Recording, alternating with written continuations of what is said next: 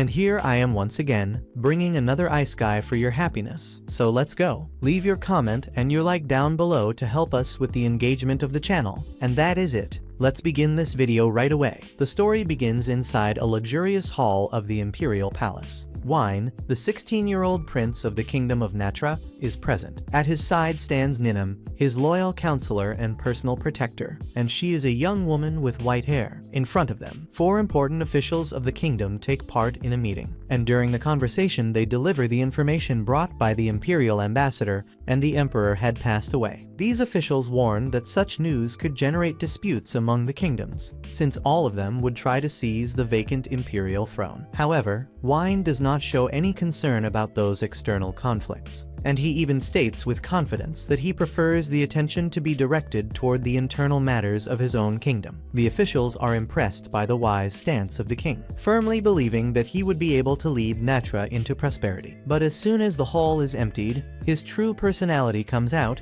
and he shouts, revealing that in reality he actually wanted to sell the kingdom, which he considered a lost cause. Soon the scene shows the kingdom of Natra, located at the edge of the continent. Spring there is short, and the winter extends for a very long time, and the territory is filled with barren fields and rocky mountains, unsuitable for agriculture. The population does not even reach 500 inhabitants, making the development of the kingdom extremely difficult due to the shortage of resources. Ninum warns him not to act in such an immature way, and it becomes clear that Wine keeps complaining about the heavy burden of being a leader. His true plan is to strengthen the kingdom only to increase its value when selling it, and thus retire in peace and comfort. Suddenly, Falanya enters the scene, the younger sister of the prince. She brings good news. The health of their father had improved, and she wanted to take him for a walk outside the limits of the kingdom. However, Wine refuses immediately, claiming that it would be dangerous. The reason is simple. The kingdom of Marden, neighbor of Natra, had intentions to attack at any moment, and the map shown in the scene reminds us that in the past, Natra and Marden maintained a good relationship. But everything changed when Marden discovered gold reserves within its territory, and their economy grew rapidly. Corrupt officials appeared,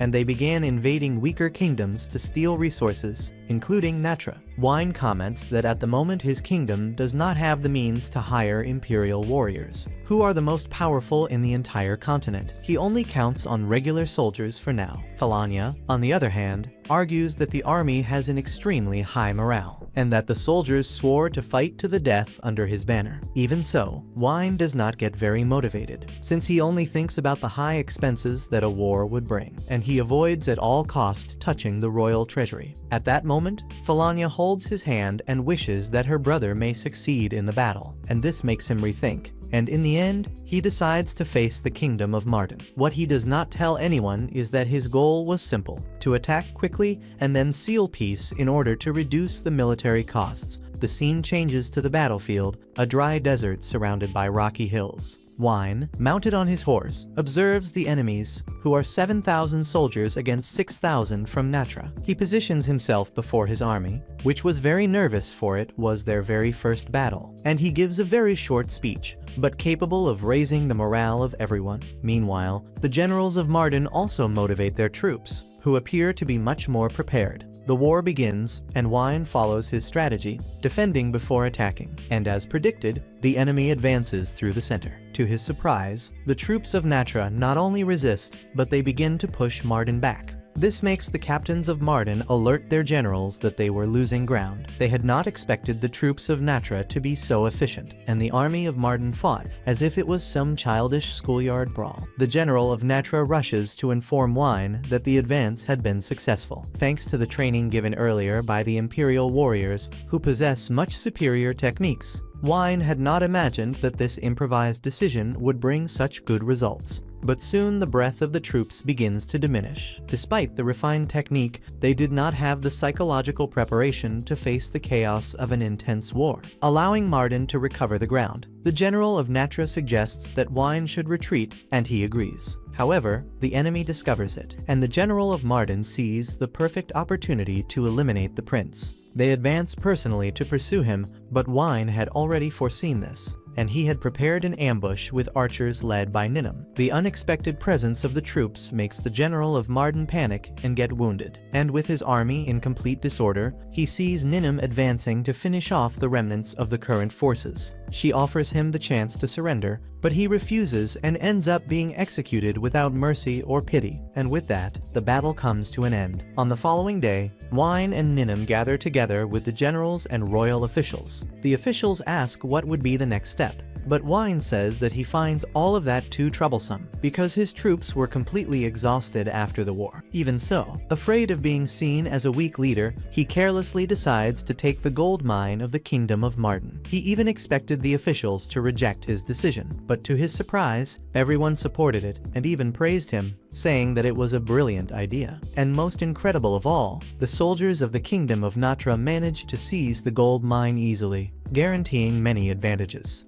On the next day, Wine accepted the victory of his kingdom and was already planning how to take full advantage of the fruits of the war. But suddenly the miner arrived with unexpected news. The content of gold in that mine was almost exhausted, and when Wine heard that, he was shocked. But soon after, he had a rather cunning idea: to sell the gold mine to the very Kingdom of Marden, which still had no idea that the gold was running out. Ninum, upon seeing this dirty maneuver, gave a long and deep sigh. But even so, she ended up supporting the decision and even advised that they should reinforce the guard in the mine, since there was a great chance that the Kingdom of Marden would try to retake it. Soon the scene cuts to the King of Marden, Fustari. He was outraged that the Natran army had taken the Gelate gold mine. The nobles and the high command of the Marden army gather to deal with the situation and decide what to do next. One of them, named Holinir, stands up and agrees with the king and is also indignant, and he recommends that they place the troops of Marden under the command of General Drow. He proposes to mobilize 30,000 soldiers to retake the mines. However, the Minister of Merdween was present there. He says that moving so many troops would leave the borders of Marden exposed. Holinir then says that this plan would not take more than a week to succeed.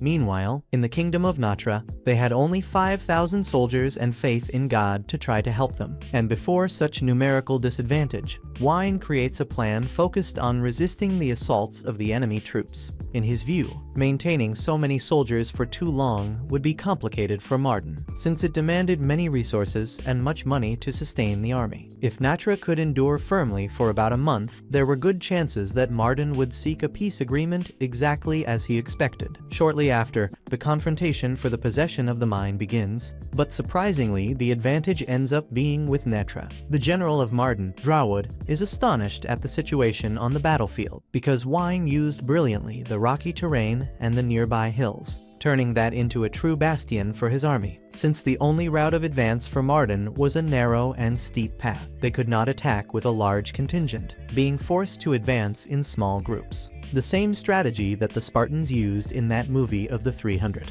and they ended up becoming easy targets for the defenders, who struck them down little by little, avoiding the possibility of an attack from behind. Wine ordered the cliff wall to be modified so that it could not be climbed. But he did not limit himself to defense, he also prepared the counterattack. During the night, he ordered stealthy attacks to set fire to the tents of the enemy camp. The surprise offensive plunged the army of Marden into disorder, leaving Drawwood furious. Meanwhile, Wine remained calm in his tent, watching his strategy work perfectly. The forces of Natra resisted for more than 2 weeks and maintained high morale, winning repeatedly. But the troops of Marden were becoming increasingly demoralized. Yet even so, Wine knew that they would not retreat easily, for they had already insisted too much on the war. His prediction was confirmed when Drawwood sent Logan to negotiate. However, instead of proposing a fair agreement, Logan tried to pressure Wine to abandon the mine, and to assume all the damages caused by the conflict. Wine refused without showing fear, but before leaving, Logan insulted Ninum, calling her a descendant of slaves and insinuating that Wine should not relate to inferior people like her. The fury of Wine was evident, but he managed to restrain himself and let Logan go. Soon after, we see Drawwood in his tent, enraged after 3 weeks of battle. He decides to concentrate all the remaining forces in a total assault on the mine, believing that this final blow would break the resistance of Natra. But during the combat, a soldier entered carrying the head of Logan, leaving Drawwood in shock. The man then killed his guards, and when removing the helmet revealed himself as Wine. The general had never imagined that he would take advantage of the abandonment of the base to launch a direct attack, and in theory, the main passage was blocked by the forces of Martin. But Wine used the alternative path through the mountains, passing through an abandoned mining tunnel, and arrived at the enemy camp without being detected. There, he killed Drawwood and declared that this was the answer for the insult against Ninum, and with that, Wine secured yet another victory. At night, in the palace of the kingdom of Natra,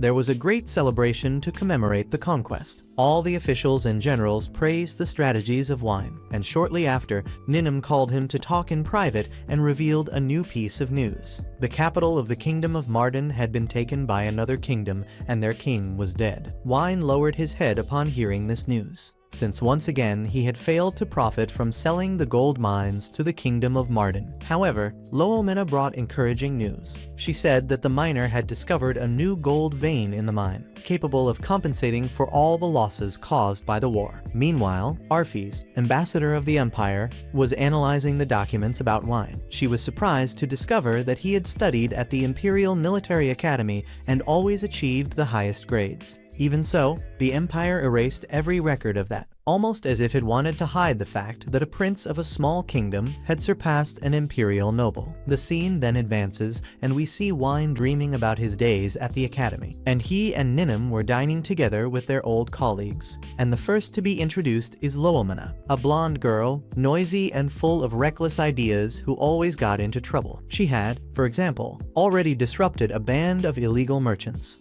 and gotten herself involved in fights with bandits. Wine even advised her to take things more lightly, but she refused, declaring that she would never change. Soon after, he woke up, and in his office, he commented with Ninum about the dream, wondering how his friends were doing nowadays. That very same day, they awaited the visit of the Imperial princess to the kingdom of Natra, and the Empire, which had lived through political chaos after the death of the Emperor, was seeking alliances. Even so, Ninum found it strange that it was not the prince, but rather the princess, who was coming. Shortly after, Loelmina arrived at the palace, accompanied by several imperial envoys. Wine, Falania, and Ninum received her with full formality. She was wearing a black cloth covering part of her face. The imperial counselor then announced that the purpose of the visit was to propose an engagement between Wine and the imperial princess. The trio was shocked, but before they could react, Loelmina pulled away the cloth, revealing that she was the old friend from the academy. Later, already in the office, Wine thought about how all of that was a trap, since in the past she had said that she was the daughter of a simple aristocrat from a village. Knowing the troublesome personality of Loelmina, he already suspected hidden intentions, and at a dinner, he tried to discover her true objective. She claimed to have come out of admiration for his victories, such as in the war against the kingdom of Marden. He, however, found that justification weak and suspected that there was something more that she could not say in front of everyone. Wine then told her that he would give winter clothing as a gift, and shortly after, the palace guards carried 2 large chests to the room of Loelmina, but instead of clothes, who was inside were Wine and Ninum, and as soon as they met, they left the formality aside and treated each other as old friends, laughing together. After the cheerful conversation, Loelmina asked Fish to guard the door, ensuring privacy, and then she revealed the real reason for her visit. She wanted Wine's help to overthrow her 3 prince brothers and claim the throne of the empire. He hesitated, saying that Natra would not have the strength to confront the empire, but she explained that the country was divided by the dispute of the princes, creating a real chance of victory. She confessed that she was tired of seeing the destruction caused by her brothers,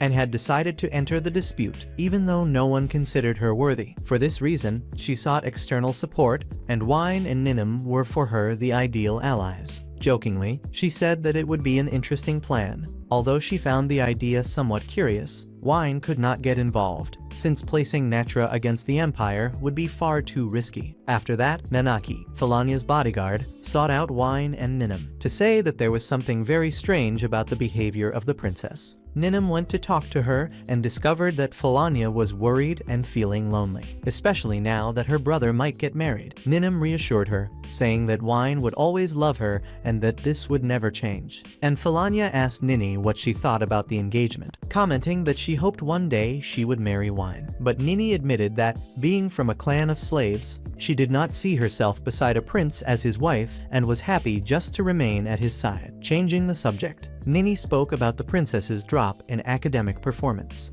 and suggested that she study with wine, which made her happy. Later, Lu and Mina, Nini, and Fishy relaxed in a hot spring, remembering their old stories, and during the conversation, Fishy asked about an episode in which Lu and Mina was chased by a prince from another kingdom named Gerard, who still sends letters and gifts to her, hoping he would give up on her when he discovered she was in the kingdom of Natra. Meanwhile, Wine ended up joining Fishy for a study session, and, by chance, delved into the history of the kingdom of Antigadal. He told that this kingdom was once ruled by a king famous for being the greatest fraud of the continent, and this nickname arose when several kingdoms united to form an alliance against the empire, which advanced without stopping over their territories, and it did not take long for Antigadal to be the only one to submit to the empire, and thanks to this betrayal, the empire managed to conquer the remaining kingdoms, and, in the end, all kings and allies were executed, except for the one from Antigadal, who, besides remaining on the throne, received the title of Marquis. Wine also commented that the Prince of Antigadal inherited his father's personality, someone petty and authoritarian without military talent. Suddenly, the soldier appeared to inform Wine about illegal weapons found in the kingdom. They were new models, clearly not produced in Natra,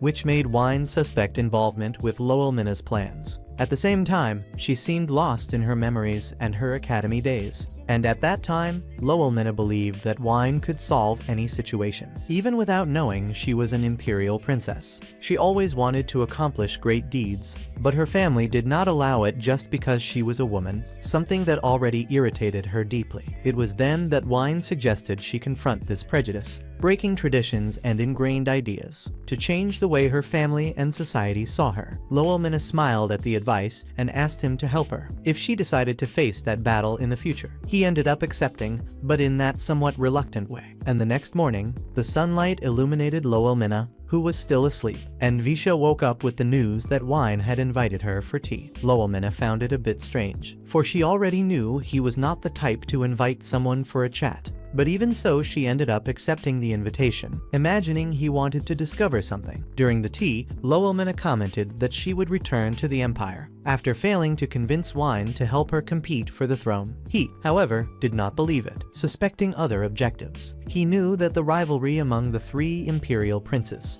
would eventually generate rebellions in the dominated kingdoms, and in Wine's view, her presence in Natra was to prevent this scenario, something he discovered after the seizure of the illegal weapons. He suspected that Lowellmina had bought them from the West, brought to Natra as a way to prepare countermeasures. However, the seller sent the same number of weapons to each prince, balancing the power among them. This balance would make any war drag on, giving chances for the kingdoms under Imperial rule to free themselves. Wine also knew that Lowellmina had warned her older brothers about the dangers, but they ignored her for considering her just a younger sister incapable. It was this exact disdain that motivated her to enter the struggle for Imperial power, and determined to prove she was right about the future rebellion. The other reason for her visit to Natra was the fact the kingdom was in Antigadal's territory, one of the suspects of revolt, impressed with Wine's precision. Lowellmina admitted that she intended to serve as bait for the rebel kingdoms. If she were captured, this could facilitate the fall of the three princes, and her target was Geralt,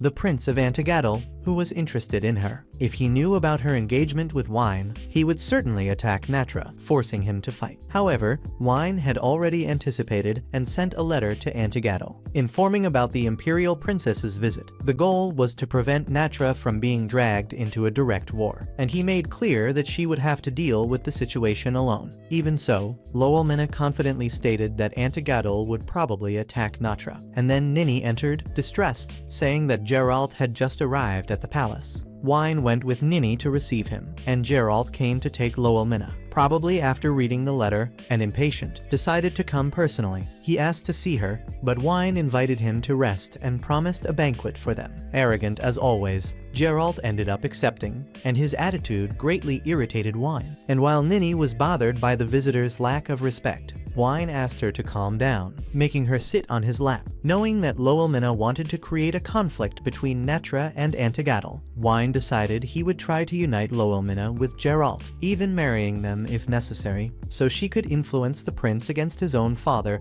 and prevent a rebellion. Lowellmina already noticed his intention and did not plan to fall into the trap, and she believed Wine would join her in the fight against Antigadel. On the night of the dinner, Wine praised Geralt and suggested that he and Lowellmina announce their marriage. Geralt was pleased, but Lowellmina said she would only do so if Wine went with her to the Empire, a clear attempt to involve him. Noticing the closeness between them, Geralt asked if they already knew each other, and Wine explained that they were academy friends. Curious, Geralt wanted to know what he was like at that time. Modest, Wine replied that he spent his time training with a sword. Drunk, Geralt ended up challenging Wine to a duel, wanting to show his skills before Lowellmina. Wine did not seem very excited, but not out of fear of losing, rather because he did not want the prince to notice he was holding back on purpose, and thus the duel ended up starting. Wine had devised a plan so that the fight would end in a draw, and in this way he would not look weak before everyone, but at the same time he wanted to ensure that Geralt left with a good image, making it easier for him to marry Lowellmina. In Wine's mind, the ideal was to fight until exhaustion so both would collapse, and in the end let their swords fall together. Everything was going according to the idea, until suddenly Geralt stumbled on his own, giving the impression that Wine had won. Sensing the risk of the situation, Wine dropped his sword on purpose to force a draw, but unexpectedly Geralt stood up and charged at him, leaving the prince on alert, since if he were struck, everyone would interpret it as a cowardly act by the opponent, and for this reason he pretended to dodge accidentally, trying to preserve the other's honor. But Geralt ended up going too far, smashing the balcony door and plunging from the top of the palace, and chaos erupted in the place until Ninim jumped to see how he was. But it was already too late. Geralt was dead. The news quickly reached his father, Grenache, accompanied by the information that the prince's guards and companions had been arrested by the kingdom of Natra. Grenache did not think twice before suspecting that Wine and Lowellmina were involved in the incident, and soon after the scene shows Wine and Ninim distressed, since Geralt's death ruined all plans and put Natra on the brink of war against Antigadel. Shortly after, Lowellmina appeared, saying she had given up trying to take the Imperial throne, and that her focus now was to prevent a rebellion. For this, she asked Wine for help, who, with no other way out, ended up agreeing, and together they began to build a strategy to deal with the kingdom of Antigadel and its allies, knowing they had insufficient troops. Wine devised a scheme to face Antigadel without having to fight a large-scale battle, but that would force the enemy to admit the plan of revolt. A few days later, Wine arrived at the palace of Antigadel, accompanied by his 4 bodyguards, carrying Geralt's body. Grenache was surprised and, at the same time, consumed by rage. But before he could explode, Wine asked that they speak in private. In private, he revealed that Lowellmina was already aware of Grenache's plan of rebellion. The once furious king was overtaken by fear, so Wine suggested that he turn Geralt into a scapegoat, publicly declaring that the son had betrayed the throne and led a revolt against the Empire. And due to the prince's bad reputation, it would be an easy story to believe. If he agreed to hand over all the evidence, Lowellmina would punish him only by confiscating the kingdom's revenues. In addition, the king would have to apologize directly to her, who was in Natra, and, with no alternatives, Grenache ended up agreeing. After that, Wine went out to look for lodging, but noticed that something was strange and was soon attacked by a man armed with a spear. Calmly, he dodged the strikes and revealed that they knew they were spies from the west, not agents sent by Grenache. The prince explained that the west was behind the rebellion and wanted to eliminate the king to erase the evidence. That is why he had placed trusted people inside the palace. And at that moment, it is revealed that the one who delivered the news of Geralt's death was Nanaki. Fish's personal guard had been sent to protect Grenache and the evidence. As expected, the 2 spies tried to break in to steal the documents, but Nanaki killed them quickly. Meanwhile, Wine was fighting the spearmen, and upon learning that the theft mission had failed, the enemy became enraged and tried to kill him. Wine, who was also very skilled in combat, drew a poisoned wedge and hurled it at him, and though the adversary managed to dodge, the prince was fast enough to slash the man's arm, forcing him to flee. Shortly after, Wine heard horse sounds, and it was Grenache arriving with his soldiers. His guard warned that the king had broken the deal, but the prince said he already had a plan B: to escape and summon Natra's troops positioned at the border, leaving the enemy in panic. Then, Wine, Lowelmina, and Nini gathered to review the plan. He explained there was only a 50% chance of success in the deal, and that if the king tried to arrest him, he would come with few men, which would make capture easier. To ensure it, Wine involved Lowelmina and the Imperial troops. When Grenache saw the Empire's soldiers, he was stunned and was taken to the princess. In the last scene, Grenache tried to blame Wine, accusing Natra's troops of invading his Imperial territory, but the governor refuted, saying they were already there for joint training, something the prince had arranged in advance. And so it became evident that Wine had planned every detail, even before stepping into Antigatal's palace. In the end, he gave in and begged Princess Lowelmina to have mercy on him. And the next day, already in the kingdom of Natra, Lowelmina appeared speaking with Nini, and she said she intended to return to the Empire and end her engagement with Wine for good. The reason, according to her, was that single she would have more freedom to expand her influence in the Empire. But Nini was not very convinced by this justification, and decided to ask how she truly felt about Wine. Lowelmina denied it, a bit embarrassed, but Nini did not fall for it. And then Lowelmina admitted that she liked Wine, but refused to reveal the true reason she had broken off the engagement. Soon after, we see Lowelmina meeting with Wine. She still wanted to understand why he had devised such a complex strategy to defeat Grenache, when in her view it would be enough to kidnap him and use more direct methods. Wine explained that if he destroyed Grenache's morale first, it would be much easier for her to deal with him afterward. And at that moment she realized that all his actions had been thought of with her in mind, as part of a promise made back in the academy days. Thus, Lowelmina left the kingdom of Natra more at ease, and it became clear that the breakup of the engagement came from her admiration and respect for Wine's relationship with Nini, an honorable prince who, even being of royalty, fully trusted someone of enslaved origin, always the target of prejudice. For now, she believed she should not stand beside Wine and Nini, and decided she would follow her own path to grow stronger. Time passed and Wine and Nini departed toward the Empire of Cavern to accept the invitation and participate in the Festival of Spirits, a religious celebration that takes place at the beginning of spring. The goal of the Kingdom of Cavern was to create stronger bonds with the Kingdom of Natra through this invitation. Even so, Wine showed concern about the journey to the west, and feared that there might still be soldiers of the Kingdom of Marden willing to kill him. Besides that, he did not like at all seeing Nini dyeing her hair black, and she explained that in the West, the prejudice against people of the slave class was very strong, and before they arrived there, she still made a point of warning Wine not to cause problems for Cavern, and he agreed. Soon, the guards informed that they had entered the mining zone of the Kingdom of Natra, and Wine decided to stop to check the situation, and was pleased to know that the gold extraction was flowing well. On the other hand, with the recent retirement of General H, Wine showed concern about the lack of someone of authority to protect the place. To worsen things, rumors arose that some nobles were plotting a rebellion. Meanwhile, a hooded group discussed ways to replace Wine's royal family. The moment seemed ideal for them, with the prince traveling to the Kingdom of Cavern and without General H's presence. The next day, they sent a squad to kill Wine during the journey, and the assassins managed to separate him from his entourage, leaving only Nini at his side. Thinking fast, Wine ordered that they head to the camp, where there were still soldiers of the Kingdom of Marden. The idea was to take the risk and try to count on their help, and the plan ended up working perfectly. A group of warriors appeared and faced the assassins, forcing them to retreat. After that, Wine introduced himself and asked to meet with Prince Helmut. The scene shifted, showing him and Nini being taken to the secret base of Marden's soldiers. There, Zeno appeared, Helmut's right hand. She explained that the prince could not receive him because he was ill,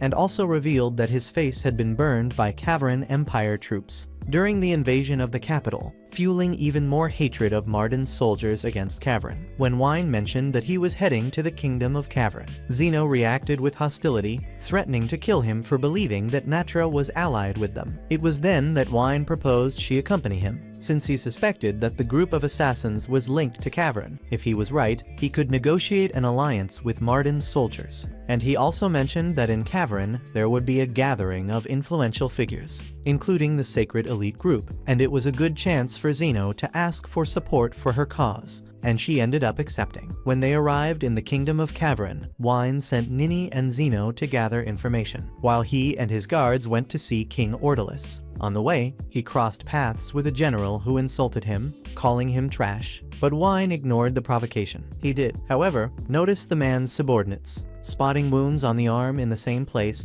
as one of the assassins from the day before, and so he warned his guards to stay alert. Meanwhile, Zeno and Nini investigated, and at one point Zeno was overcome with rage when she saw a man stepping out of a carriage, and almost attacked him, but Nini held her back. She explained that the man was Ulongui, a former Marden officer, who had betrayed his kingdom and made it easier for Cavern to seize the capital. Nini understood her fury, but advised her to act with more strategy. And back with Wine, he finally met with King Ordolis, who received him warmly but with hidden intentions. He wanted to invite him to join the sacred elite, since he was descended from a faithful follower of the Levitian faith. Later, Wine confided to Nini that he wanted to accept the proposal in order to expand his network of contacts in the West. And the next day, he brought Zeno to meet one of the group's members, called Milia. After talking, she presented the condition for Natra to join the sacred elite, which was to eliminate all the remaining soldiers of the kingdom of Marden. Zeno nearly lost control upon hearing that,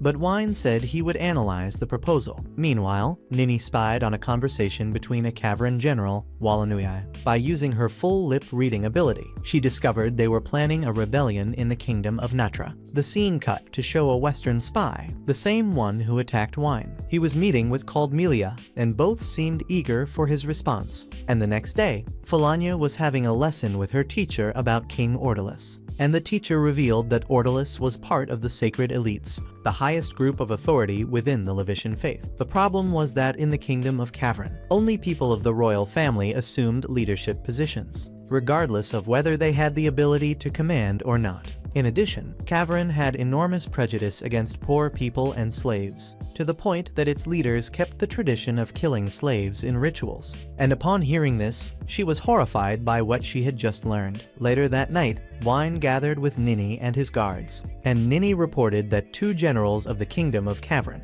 Alanui and Levert, were organizing a plan to assassinate him, and that they would probably strike at the place where he was staying. Wine understood Levert's motive, but in the case of Ordolis, his intention was to seize Natra's mines, since he was starting to lose credibility among the other members of the sacred elite. However, Ordolis's plans were frustrated when the kingdom of Natra conquered the gold mine of Marden, and that enraged Ordolis, who then made Wine his target. Shortly after, Zeno entered the hall and asked Wine to take her to Ordolis the next day. She seemed hopeless since all the people of the kingdom of Cavern hated the kingdom of Marden and wanted to destroy it. Wine suspected that Zeno intended to kill him, but she assured him that her goal was to win his trust and form an alliance with the kingdom of Natra. Wine accepted as long as she promised not to attack him, saying that drawing a sword in the middle of a conversation was a barbaric act. On the appointed day, Wine met with Ordolis, who was accompanied by Alanui, a traitor of the kingdom of Marden. Ordolis seemed pleased with Wine's good reputation among the members of the sacred elite, but soon he declared that he did not recognize her as his daughter, since he considered that she had neither intelligence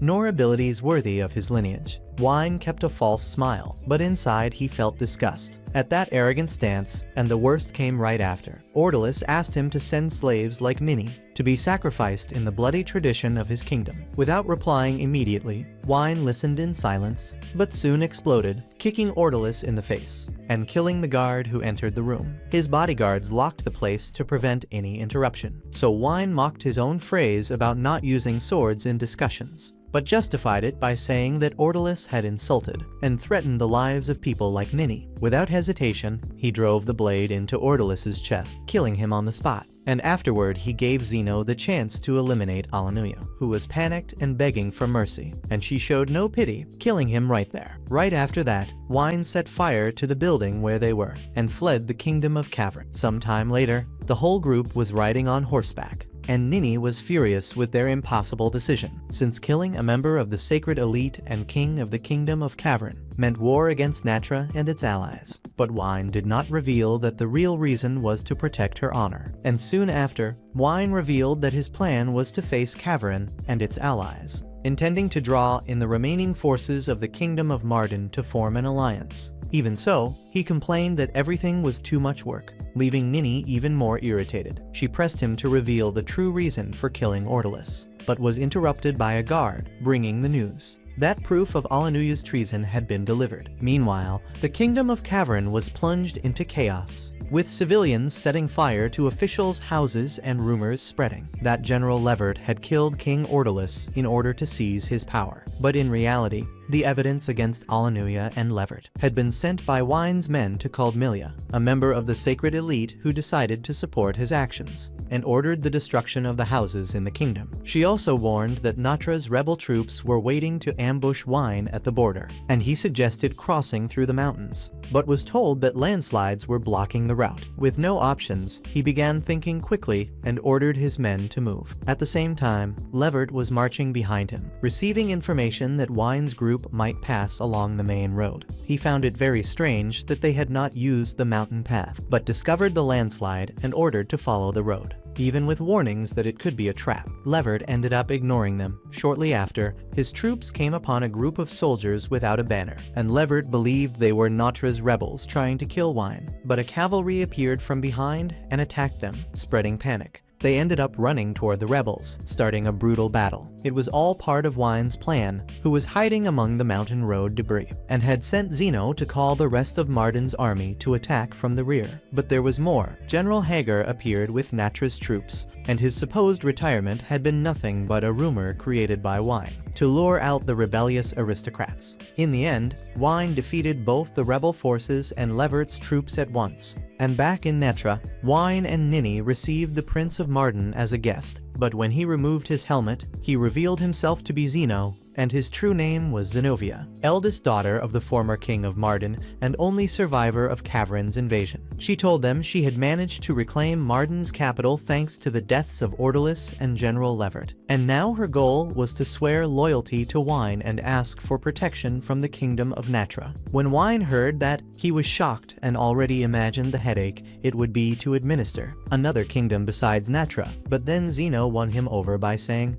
that she was just a woman who had no value to lead a kingdom. Time passed and Zeno showed the imperial capital in the distance, and the dispute for succession to the throne was still far from over. Loelmina, one of the 4 contenders for the position of emperor, was speaking with the imperial mayor about holding an heir conference, inviting 3 prominent figures, one of them from the kingdom of Natra. After the meeting, Loelmina threw herself onto the sofa exhausted, but Fish commented that Natra's delegation had arrived. Loelmina grew eager to receive Wine and his entourage. However, she was surprised to discover that the representative would not be Wine, but rather Falania, his sister. Meanwhile, Wine was clearly concerned with Falania's health, even knowing that Ninum and Nanaki would stay by her side. And then Xena returned to Wine during a meeting with Natra's officials. He had been invited to attend the Empire's event, but since the kingdom was still recovering from the last war, it would be risky for him to leave. On the other hand, some advisors believed this was a unique chance to strengthen alliances, and at that moment, Falania offered to go in his place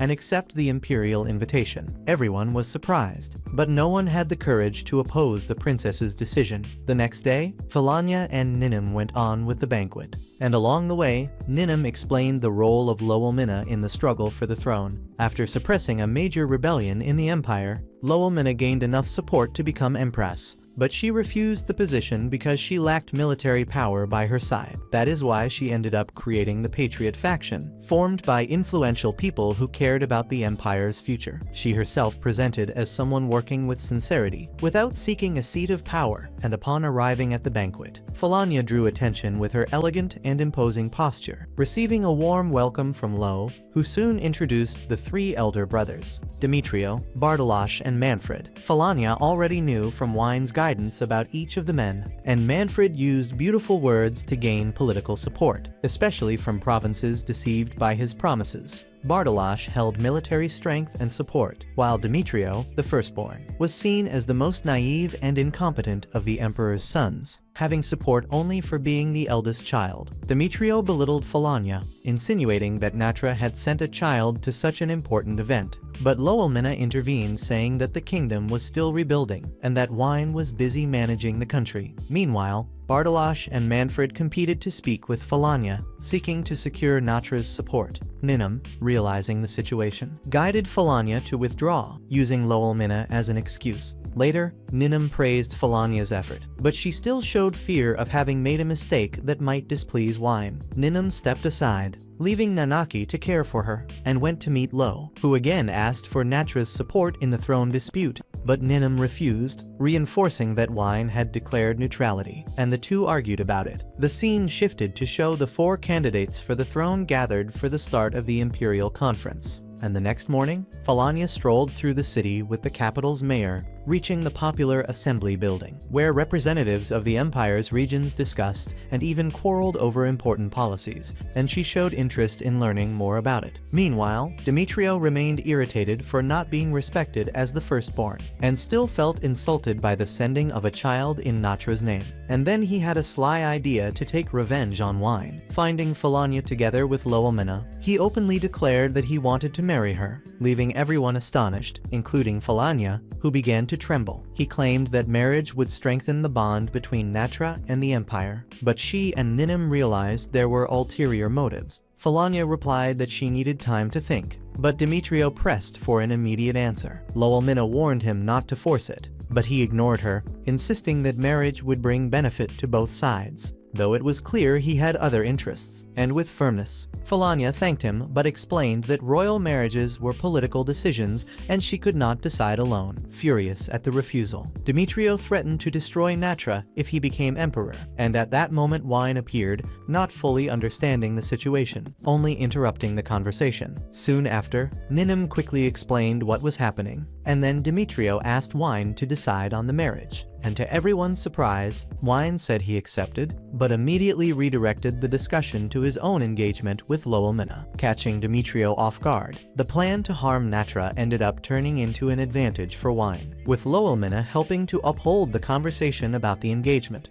Irritated, Demetrio said there was no proof, but Lowelmina answered that he had no right, and finally Ninum reminded that Natra's nobles could not marry within the same family. Wine closed the matter, saying it was already too late, and Demetrio agreed with the excuse. It seemed that Demetrio had given up on marrying Falanya, since he did not want the kingdom of Natra to gain advantage by joining 2 future emperors through the family. As soon as Demetrio and Lowelmina left the place, Falanya hugged Wine and thanked him for getting her out of that complicated situation. As the night progressed, Falanya went to rest, and Wine ended up talking with Ninum, who mentioned that the situation in the kingdom of Natra was under control, but wanted to understand more about the Levitian movements. He said he had heard rumors that they were plotting something in a certain country, but soon showed signs of fatigue and almost fainted. In fact, it was just exhaustion and sleepless nights, and Ninum became concerned. But Wine assured her that everything was fine. Shortly after, he handed a letter sent by Lowelmina, inviting him to a secret meeting that same night.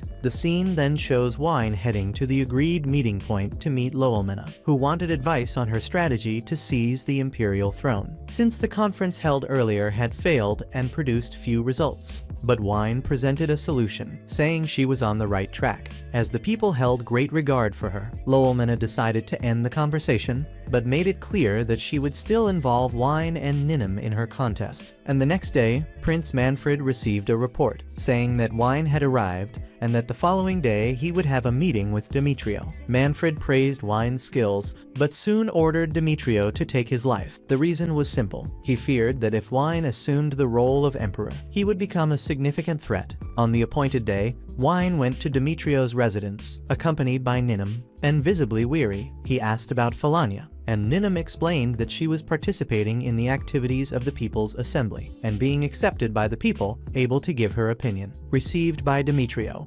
Wine wondered if the matter would involve a possible marriage, or diplomatic relations with Natra, but before he could start speaking, a maid served tea, and suspicious, Wine asked the maid to approve the tea she had brought. She, nervous, refused as an excuse, and he insisted, and at that moment, Demetrio interrupted, calling him foolish and disrespectful for suspecting what the host offered. Demetrio took the cup and drank everything at once, and Wine tried to stop him, but there was no time, and shortly after, Demetrio coughed up blood and collapsed unconscious. While the maid fled, Ninum seemed about to chase after her, but Wine held her, telling her to call the healer, as Demetrio's life was the priority. The incident led to Wine being imprisoned, interrogated for days, accused of poisoning him, and after being released, he told Ninum that Demetrio had survived and returned to his territory, but that the brothers were certain the culprit came from Melteres, a city where the Imperial conference had taken place. This led Manfred and Bartolach to surround Melteres with the Empire's forces, while Falania helped Lowelmina and the mayor maintain order, as Wine considered returning to Natra to prevent further problems. But before that, his bodyguard informed him that the Levitian troops, led by Tail Emilia,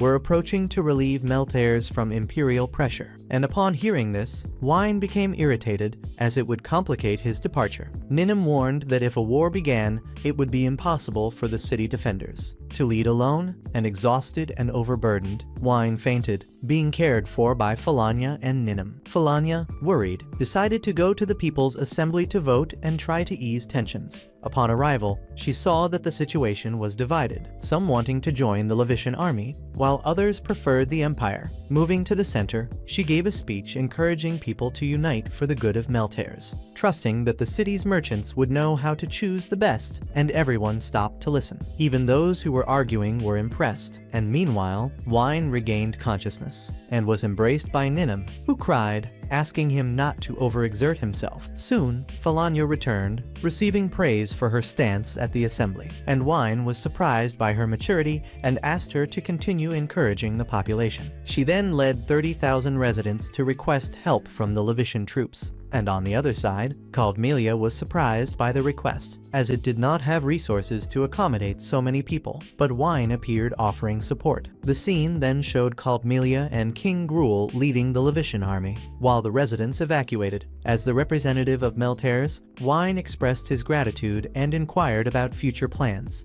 and Caldmelia said she would expel the Imperial princes and liberate the city. But Wine preferred to return to Melteres with full force, and even proposed an agreement to purchase weapons and armor at triple the price. And if they reconquered the city, the mayor would build a temple in honor of the Levitian religion. Caldmelia was impressed, but considered refusing to test her skills, until Gruyeri, obsessed with money, accepted, forcing her to agree. The next day, the residents were already equipped and marching against the armies of the two future emperors, and this made Baron Lach apprehensive, as he did not want to attack valuable citizens. After all, Melteres was the largest commercial city on the continent and still important as an imperial partner, and meanwhile, Wine and Lowelmina observed Melteres' movements from atop a hill, and Wine seemed satisfied upon noticing that Baron Lach was full of doubts. And then he asked Lowelmina to speak with her two older brothers to initiate the negotiations, and in the end, the two imperial princes met with the mayor of Melteres to address the matter. Wine participated as the city's representative, once again demonstrating his impressive skill. He told Baron Lach and Manfred that he already knew exactly who was behind the supposed plot against Demetrio. According to Wine,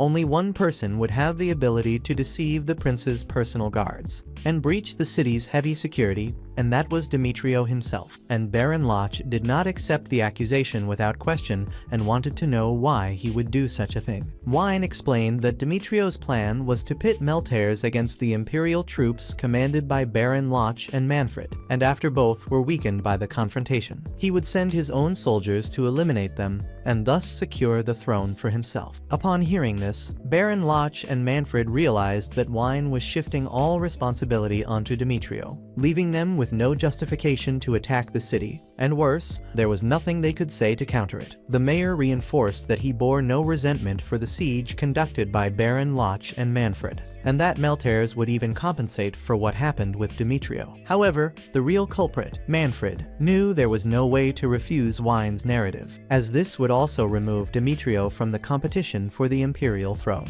As soon as the deadlock ended, the residents returned to the city, but they were now more opposed to the princes and inclined to support her in Mina as the future empress, although she herself recognized that the people's hearts were already with Falania. The mayor also revealed that Wine had only helped Melteres because Falania had great appreciation for the system of the People's Assembly and for local government. Meanwhile, in the palace of the Kingdom of Natra, Wine was excited about the rapid economic growth, especially thanks to imports from the partnership with Melstar. Nina commented that the kingdom of Marden was also prospering, and raised concerns that they might try to separate from Natra if they became too strong. Therefore, she suggested that wine seek an even more influential commercial partner to avoid falling behind. And shortly after, a guard arrived with an invitation from Grier to visit the kingdom of Soljist, and wine accepted, but decided to stop by Marden first. In the kingdom of Marden, Zenobia received news that wine would come to visit her, and she assumed the reason would be to discuss the kingdom's future, since it would be separated from Natra. Her advisor even suggested requesting a sort of reward for Marden's economic progress,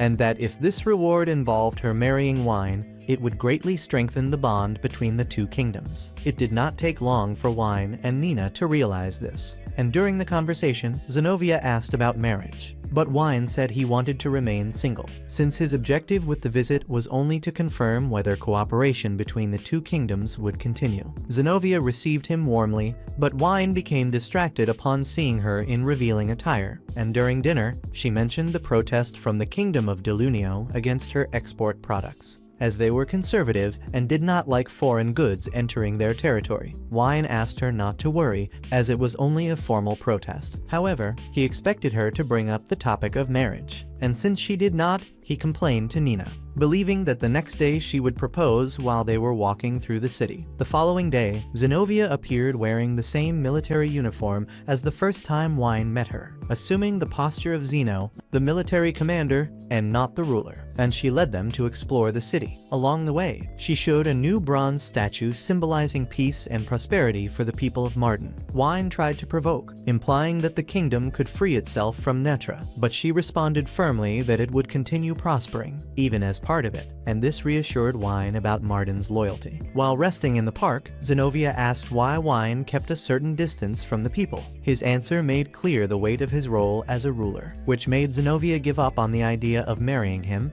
because she felt he was on a level far above her. Soon after, Zenobia received Soljist, the prime minister of the kingdom of Delunio, who came to complain about the export policy of Natra and Marden, claiming that the products went against the Levitian religion. Then we see Wine entering the room and introducing himself as the crown prince of Natra. Soljist began praising the two, stating that since Wine was a descendant of Callias, exporting such goods would be wrong, as it would go against the laws of the Levitian faith, and it was common among Levitian followers to abstain from interfering with pilgrims. Ignoring these facts would be like dragging their faith through the mud, and Wine said it was entirely Soljist's right to claim that Natra's policies were a problem for the Levitian religion. But he told Soljist that he was merely a follower of the faith and not a member of the sacred elite, and in doing so, he exceeded his limits by posing as someone who spoke for the Levitian people. This greatly irritated Soljist, who left promising not to forget how he had been treated that day, and that he would regret it. And Wine responded by saying he would ask God that such a day would never come. The next day, before departing for the kingdom of Soljist, Wine warned Zenobia to be careful with Soljist, believing he would not let the matter go. Arriving at the capital of Soljist, a place called Pythia, a beautiful port city, they were enthusiastically received by Grier, who ended up inviting them to a banquet along the way. Wine was surprised to see them being carried in a palanquin. Grier explained that nobles were expected to do things that common people could not, something that left Wine quite intrigued, but he also became excited,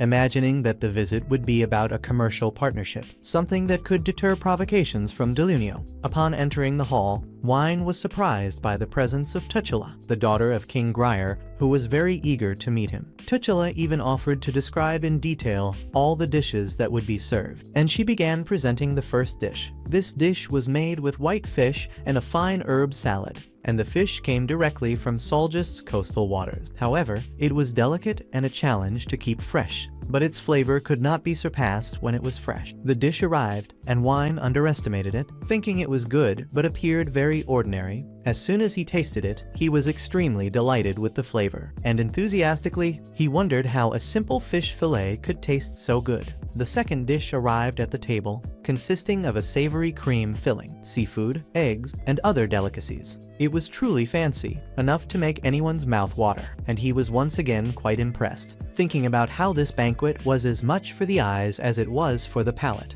Wine was conflicted in his thoughts. After all, he was not there to act like some food critic. He was there to finalize trade agreements, not to participate in MasterChef. But anyway, the third dish arrived, and it was simply a roasted pork. The taste of ordinary pork was already very good, but this pork was even better, served on a grill. Wine was impressed by the fact that they had such advanced cuisine, and now that he knew this, he intended to learn everything about their food while he was there. He said he planned to take all that he learned back to Natra and see how much success he could achieve with the culinary skills he acquired there. After that, we see Wine already in his room, full to the point of pain from eating so much. He was quite irritated with himself for not having closed the deal with Grier, and Ninny, beside Wine on the bed, was surprised that Grier had not mentioned anything particularly relevant, and Wine said he would have to speak with him again tomorrow to see if he would reveal something worthwhile. He commented that the ceremony would not take that long, and Ninny confirmed, saying there would be an opening ceremony, and 2 days later, a closing ceremony. After that, the scene changed, and we saw Jiva telling Zeno that a letter from Prime Minister Sigis of Delunio had arrived. She replied questioning if another letter had arrived before, and the letter stated that the region of Marden was land that the Kingdom of Delunio had ceded indefinitely to the royal house of Marden. But now that the Kingdom of Marden no longer exists, they had lost their rights to this land.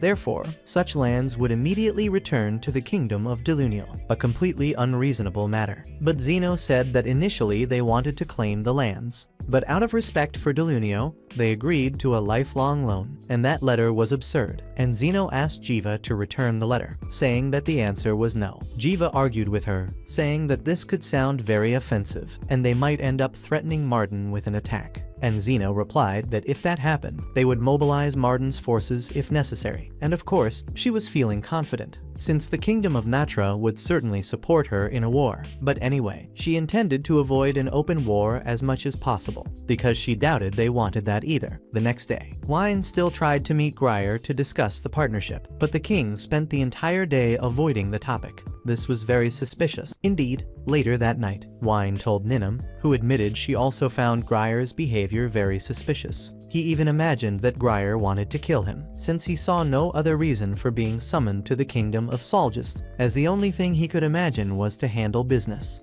But it turned out he spent the whole time only with Menno, wandering back and forth with the king, without discussing any business matters. So, decided, he asked Ninum to prepare to leave. But before that, Grier called him for an important conversation. Wine went, but remained suspicious, thinking it could be a trap. During this meeting, Grier invited Ninum to sit down there, and even though she was a slave, he showed no prejudice, which surprised both of them greatly. Grier explained that Levitian teachings were just theoretical for him, and that he did not care that much about them. These words made Wine and Ninum relax. It was then that Wine spoke directly about his idea to establish cooperation between Soljist and Natra. To his surprise, Grier accepted and even allowed him to return home, saying he would send the details later. Even so, this very friendly attitude left Wine and Ninum very intrigued, obviously, but they said goodbye and left back for Natra. What they did not know was that as soon as they left, Sir disappeared, revealing that he and Grier had already been working together. The plan was simple: eliminate Wine and weaken the Kingdom of Natra. And honestly, no surprise here, right? Shortly afterward, back at the palace, Ninum brought news, and Marden was in conflict with Delunio at the border. Moreover, the so-called cooperation letter between Soljist and Natra never arrived, and it was at this moment that Wine realized he had fallen into a trap. The trip to Soljist had given Delunio the chance to attack Marden, and worse, Delunio counted on the support of Soljist, which would intervene if the situation escalated. While thinking about how to act on all of this, Zenobia appeared to apologize, explaining that she had to send a representative to Delunio to offer a peace treaty. Expecting him to be furious, she was surprised when Wine said he supported the idea, and that he had a plan to turn the situation in their favor. As they both proceeded to Delunio, Wine believed that the war with Marden was just a disguise so that Soljist would create conflict with Natra, thereby helping Delunio regain its territories. Zenobia was cautious about the conversation with Sigis, but Wine assured her he had a card up his sleeve to convince him. Meanwhile, the cunning Grier marched with his Soljist army toward Natra, ready to finish off Wine. But upon arriving, he noticed that our prince was not on the battlefield, and he was certain that Wine had some trick up his sleeve. Suddenly, one of the king's soldiers arrived, reporting that they had spotted Natra's army. He said they were less than 8,000 men, and Grier said that reconciliation with the kingdom of Delunio was an extremely smart maneuver, as it would be used to try to halt Soljist's army. But according to him, Sigis would not be that easily influenced. Grier was disappointed that he could not face Wine on the battlefield, and out of nowhere, Natra's army appeared, executing a perfect ambush on Soljist's forces. And one of the soldiers advanced, shouting that he would take the head of that scoundrel king, despite his appearance as a lazy king. Grier displayed impressive skill with his spear, and single-handedly took down several Natra soldiers. Even so, he would wait to see Wine's next move, and already in Delunio, Wine and Zenobia were received by Sigis, and she presented the treaty and offered to return the disputed territory in double. Sigis, cunning as he was, immediately refused, saying that nothing could make him change his mind, and then revealed his true objective, which was to provoke a massive war to become a member of the sacred elite. And furthermore, he intended to transform Delunio into a sacred kingdom and deliver the territory to the Levitian religion. At that moment, Wine entered the conversation and threatened Sigis, saying that fabrics bought from Natra were dyed with poisonous material, which would gradually kill the population, creating rumors of a plague, and in that case Wine would bring 800,000 people from Natra to take refuge in Delunio, since his kingdom would have no way to face Soljist and would lose the battle for being weaker. However, the rumor that the fabrics were poisoned was just a bluff by Wine, making everything part of his plan to get Sigis to yield. Zenobia was shocked to see that someone born into royalty would invent such a diabolical idea, thinking Wine a true monster for planning something on that scale. But it was all just his little lie, and Sigis, being clever, didn't believe it, thinking it impossible for him to bring 800,000 Natrans to Delunio. Wine countered, saying he had done it once with 30,000 people in Meltares, and Sigis couldn't believe it at all, since the difference between 30,000 and 800,000 was huge. Then he received news that Natra's troops had been defeated and that Soljist was on the way. Afraid, he ended up yielding and agreed to cooperate, ordering his troops to attack Soljist from behind. Meanwhile, Soljist was still pressuring Natra, and Hagar predicted defeat if the fight dragged on. But Anonym noticed Delunio's movements and said the battle was far from over. With a surprise attack on the rear, Natra advanced and pushed its front line, and Gruyer laughed when he learned that Wine had managed to convince Sigis. The Soljist general suggested retreating, but Gruyer insisted on attacking Delunio, and then Wine appeared from the top of a cliff, surprising everyone. Still, Gruyer managed to take down Hagar and the other captains until Anonym appeared and delivered the final blow, defeating Gruyer, who watched his troops retreat, confirming Natra's victory. Captured, he revealed that he grew thin when severely wounded and said he preferred to die to force Natra to confront the Levitian religion, but later proposed signing an agreement if Wine revealed his true motivation. Wine's answer left him surprised and laughing, and he agreed to sign. The final scene shows Wine sleeping from exhaustion while Anonym smiles. Upon waking, she reports the losses and Natra's damaged reputation, which makes Wine think once more about selling the kingdom, and thus our story ends. The lesson is something Wine always followed: think before acting. But I'll tell you not to follow that advice and just go ahead. Leave a like without thinking and comment something. I hope you enjoyed it. God bless, thanks, bye, and see you in the next video.